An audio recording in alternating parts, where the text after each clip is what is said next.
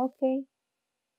I'm Madam Eva, a biology teacher from Educare TZ, and I'm here to take you through topics of Form 1, in which in our previous session we studied on the waste disposal but in some subtopics, and today we are going to continue with the remaining subtopics, which is of waste disposal.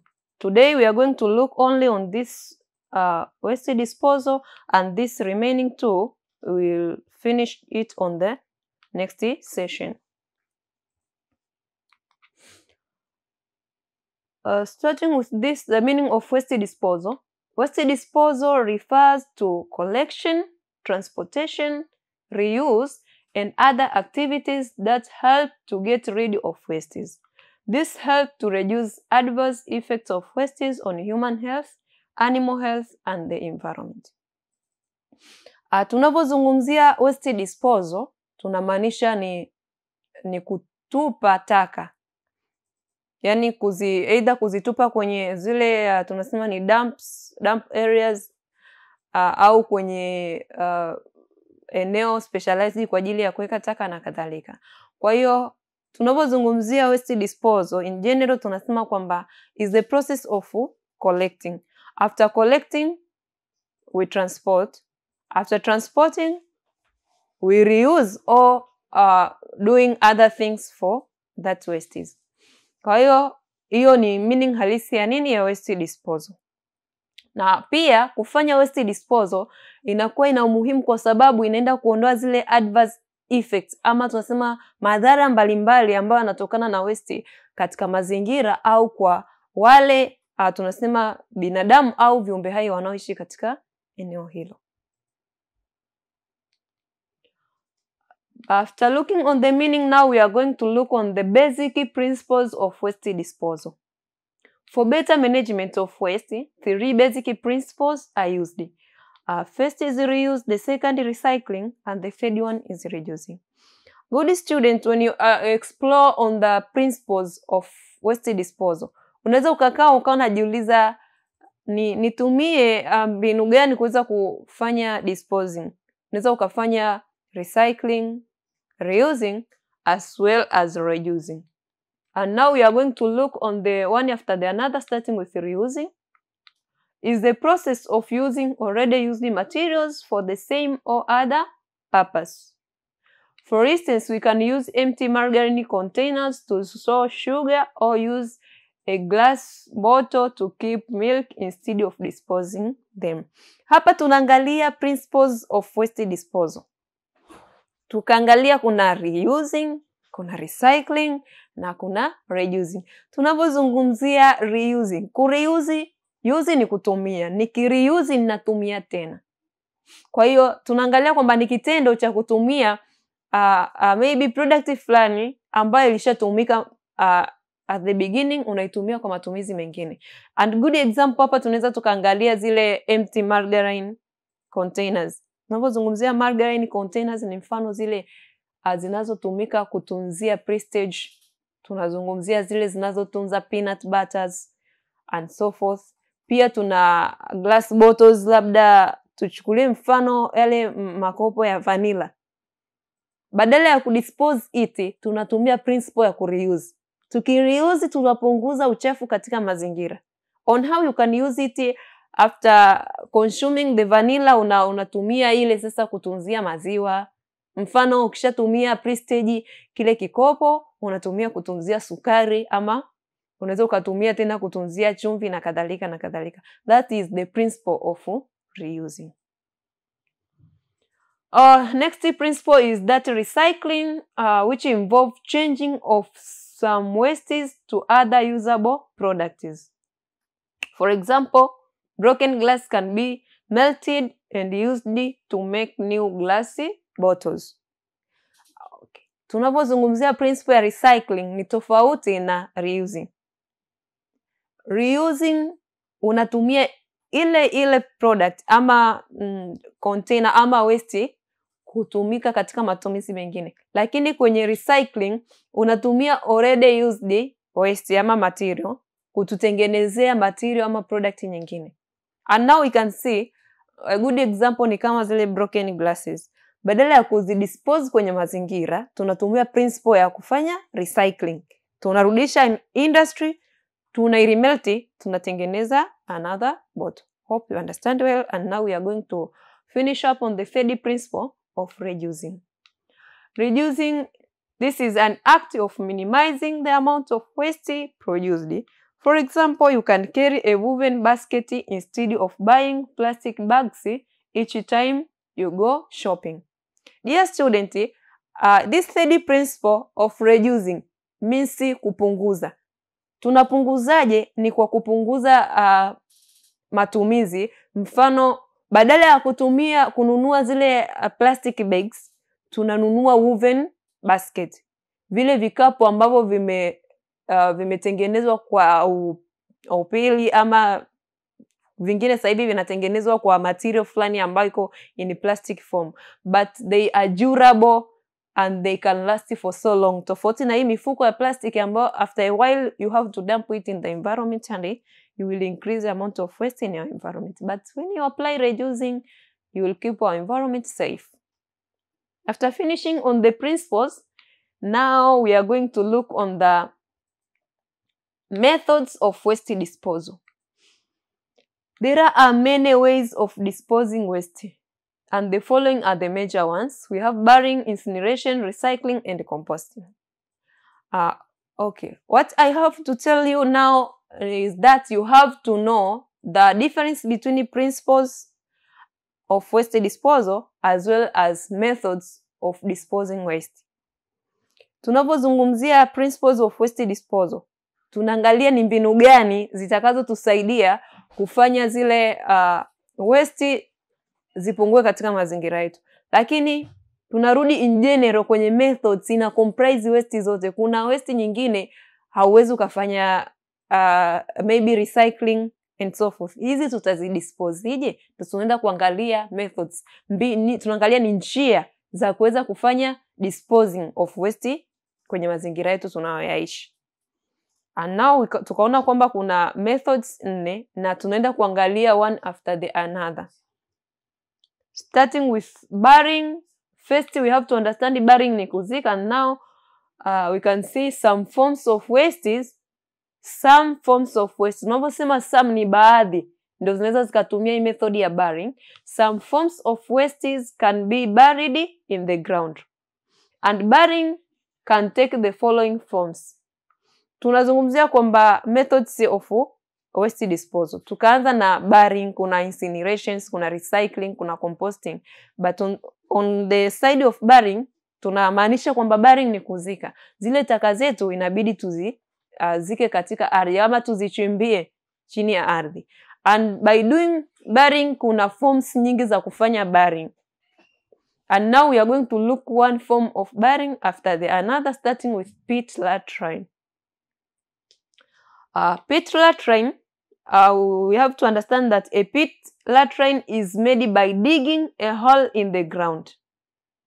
Then after, a wooden platform with the hole over a pit is built so that people can use the latrine safely. Dear students, I know this kind of form of burying is not common in our environment, but I hope you will understand it well and you can practice it on your environment. Tunapozungumzia pit latrine, tunamaanisha kwamba chimbo linachimbwa katika ardhi. Likisha chimbwa ni kwa lengo la kuweza kudispose waste. Yaani taka zote zinatupwa katika ile waste. Lakini kwa usalama, ili kuepuka athari zitakazosababishwa labda pengine na zile waste kusambaa kwenye mazingira, tunaenda kujenga wooden platform juu ya ile hole tulioichimba. After building that wooden platform, we made a hole. Tunatengeneza kama kajumba juu ya lile shimo na tunaacha ka hole katika ile nyumba. Ambako through this hole, wastes can be thrown through it and zikaenda katika lile shimo. Hii ni kwa lengo la keep our environment safe as well as the living things surrounding that area. And now we are going to see the picture in this example. Tunaona kwamba hii ndo shimo yetu ilo chimbwa. After kuichimba tukatengeneza hii wooden platform, tukatengeneza kashimo ambako hapa kupitia hapa ndo uchafu unatupwa, and then this inaenda kusaidia kukeep haya mazingira huku yaweze kuwa salama. Pengine uchafu unaweza ukatolewa labda na ndege na kadhalika ukarudi kwenye mazingira. Kwa by doing this inaeka mazingira safi. Also, sewage in the pit is decomposed by bacteria, and when the pit is full, it is covered with the soil and the new pit latrine is dug. Kwa hiyo leo tumeenda kuelewa maana halisi ya pit latrine. After disposing the waste, tunategemea kwamba ni waste za aina nyingi, kuna majimaji na kadhalika. Waste katika hali ya liquid form itatutengenezea hiyo sewage, ambako itaenda kusababisha au kutengeneza mazingira ya bacteria na fungi kuweza kufanya decomposition. Na hii pit yetu ikishajaa itabidi ifunikwe na soil, because decomposition imesha take over.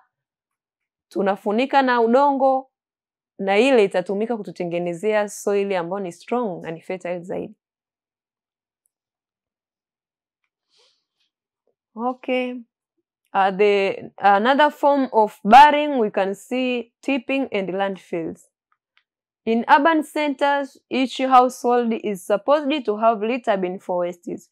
Trucks regularly collect the wastes and take them to dumping sites. This is called tipping. And dumping sites can be in the form of dump or landfill. Tunapozungumzia hii formu ya pili ya burying, tukumbuke kwamba burying is the first method of waste disposal. And within burying we can get variety of forms of burying. Tukaona kuna pit latrine. And this second one tukaona kwamba inaitwa tipping and landfill. Hii inatumika commonly in the urban areas. Kwenye mazingira ya mjini sana inatumika tipping and landfill. Ambako kila nyumba inabidi ikusanye waste katika litter bin ama katika maeneo ambao wanakusanya ule uchafu. Ukijaa, magari ya taka yanabidi yapite kubeba ule uchafu. Na kitendo cha gari taka kuja kubeba ule uchafu ndo tunaita tipping. Na after hilo gari taka kubeba huo uchafu, it means kwamba unapelekwa kwenye maeneo yaliyotengwa kwa ajili ya kudampu huo uchafu, ambao hayo maeneo yanaweza yakawa in form of landfill ama dump. And now tunaenda kuangalia ni nini maana haswa ya landfill and so forth. Tukiangalia hii picha hapa, we can see hili ni gari taka limeshabeba uchafu from house areas, imeenda kutupa katika eneo ambalo liko specialized kwa ajili ya utupaji wa taka. Tumezungumzia landfill, and now we can see landfill is a site for the disposal of wastes by burying them under the ground. And there are two types of landfill. An open hole in the ground where a waste is dumped and later buried. Also a sanitary landfill, a structure built into the ground where waste is isolated from the environment using clay or plastic liner. Kwa hiyo tumeona kuna tipping na landfill, lakini tunapozungumzia landfill tunamaanisha kwamba ni lile eneo ambalo waste zile taka zinaenda kuwekwa. Mfano, tukaona kwamba tunapozungumzia landfill inaweza ikakaa katika mifumo miwili. Either inaweza ikawa ni hole tu imechimbwa kwenye ground, uchafu unatupwa kule, ukishatupwa kule unafukiwa na soil. Na hii inatumika sana mashuleni kwetu. Unakuta eneo la kutupa uchafu ni shimo limechimbwa, uchafu unatupwa mle, baadaye unafunikwa. Ukishafunikwa hiyo ni burying pia, inakuwa umezikwa. Au unaweza ukatumia sanitary landfill, ambako sanitary landfill tunatengeneza a structure in round form. Uchafu unawekwa katika either unakuwa aligned with either plastic ama chochote kitu ambacho kinaweza kufunika ule uchafu, ama kutumia hata udongo. Tukiangalia mfano hapa ni mfano wa sanitary landfill. Ina maana structure yetu imetengenezwa in round form, then hapa tunaialign, taka ni hizi hapa ambazo tunaweza tukazialign either na clay ama plastic liner. But remember imekuwa hiyo structure imekuwa builded up kwenye ground. It means kwamba imekuwa buried. After finishing that, tunaenda kuangalia the next method of waste disposal, which is incineration. Incineration is the process of burning materials until they are completely destroyed into ashes. Wastes are burnt inside a facility called the incinerator. Good student, methods za kuweza kudispose uchafu katika mazingira yetu ziko nyingi. Na this second one ambao ni incineration ni kitendo cha kuchoma zile taka hadi zinabadilika kuwa majivu. Na kitendo hichi kinafanyika katika sehemu ambayo imetengenezwa maalum kwa ajili ya incineration, ambako hiyo sehemu tunaita incinerator.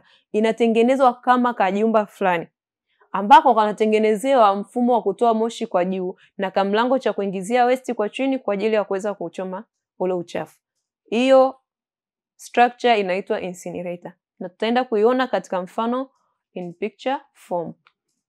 Kiangalia in this picture we can see this structure. Tunaona kwamba hapa kuna kamlango, hapa tunaingiza uchafu wetu, tunawasha moto, zinaungua, moshi unatoka kupitia hii hole hapa. And this is the incinerator and our waste zinakuwa zimefanyiwa incineration.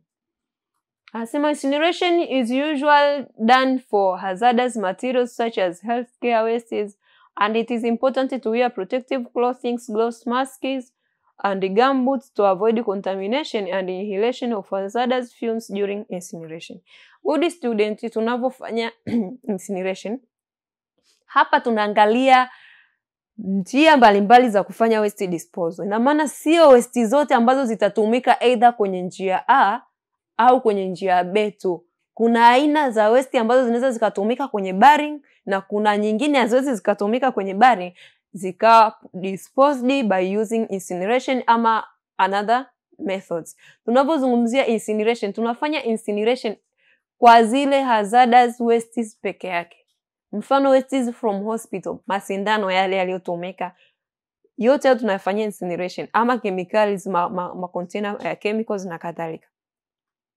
Kwa hiyo kama ukitumia njia ya incineration, you have to wear protective clothes, gloves, gumboots na mask ili kuweza kukeep yourself healthy na safe.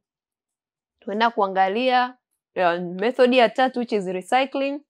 In which recycling is the process of turning waste materials into useful products.